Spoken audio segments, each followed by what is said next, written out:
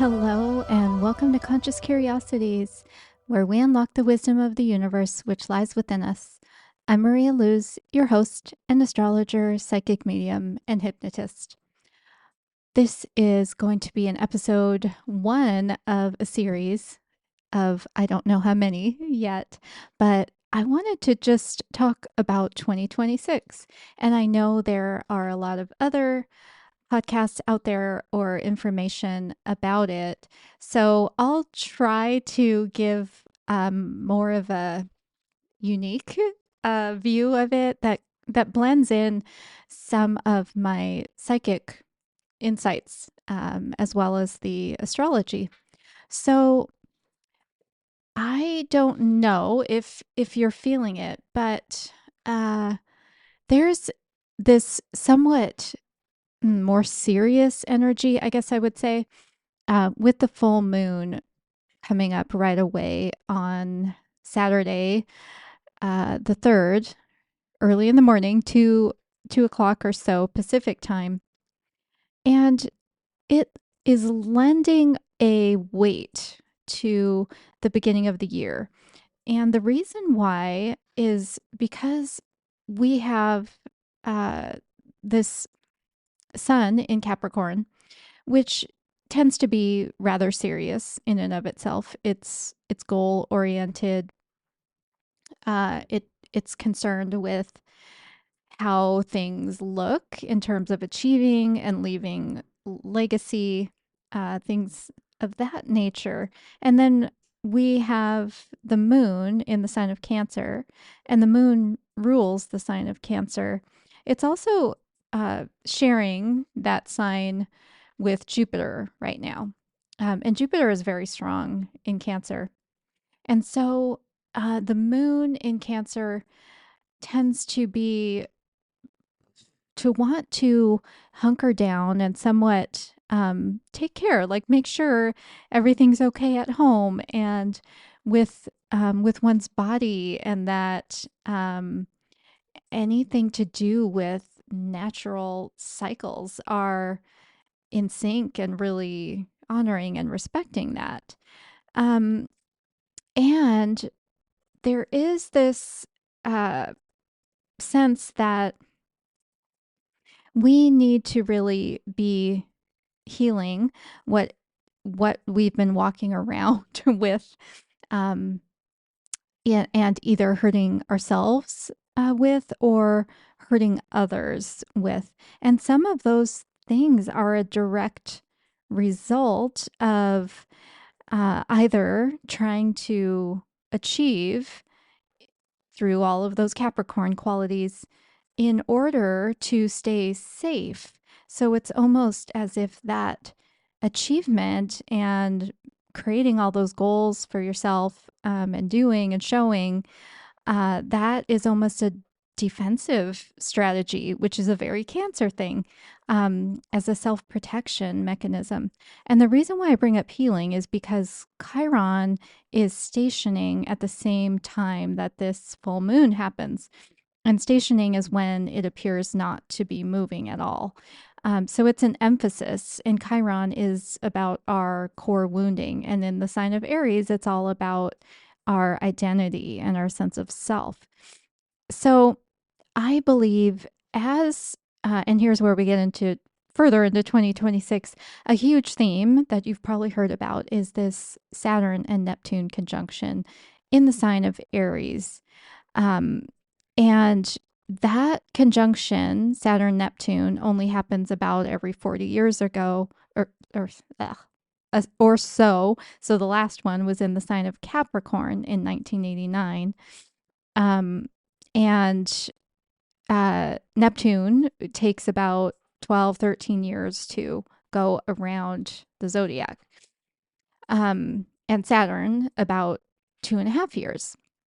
So you can see why it would take decades, hundreds of years actually, for them to meet in the same sign. And the last time was around the time of the U.S. Revolutionary War. So that's a big deal. And so in the sign of Aries, It's going to make us look at how we've structured, that's the Saturn part, our identity, which is Aries, especially when it comes to idealizing, that's Neptune, the individual, Aries again.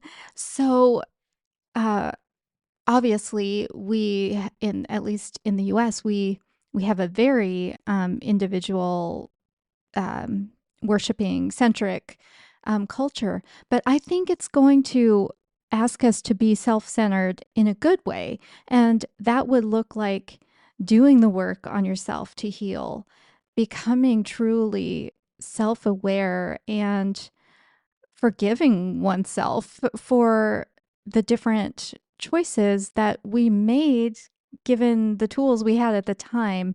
Um, and all of this is really critical in order for the new sustainable way that Earth is going to move forward.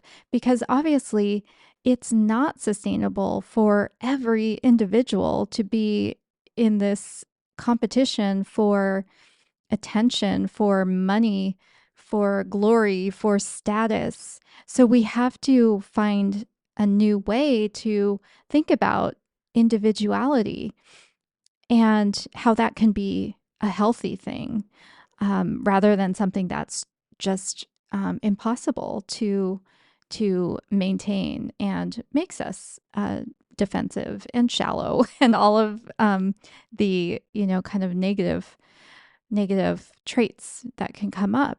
So this full moon to me is setting us up a little bit to make sure that we've really been doing that healing, because when Neptune moves into Aries at the end of January, January 26th, and then when Saturn moves into Aries, February 13th, things are going to start moving really quickly, because then we're going to have an eclipse less than a week later. And then we have that big conjunction in Aries between Saturn and Neptune when it's exact. And then not much later, we have another eclipse on the Virgo Pisces axis. And then Uranus enters Gemini at the end of February. So all that fire with Aries is going to make things move really quickly, and people may be heated up, like uh, their things are urgent or impulsive. Again, that's kind of the lower vibration, um, but we know that people go there when there's a lot of chaos and uncertainty, which there certainly has been. So I think now is the time to, I mean, it's always the time to do your healing. But I think also you don't have to do it alone. Only you can do it, but you don't have to do it alone. Like, find your people. Find the people who truly support you, who aren't benefiting from you holding up the facade and making sure that you're doing for other people all the time. Um, those people aren't doing the work on themselves. They're not healing. So you need to find the people who are doing the work and really are trying to um, be self-centered in a good way, meaning they're becoming self-aware.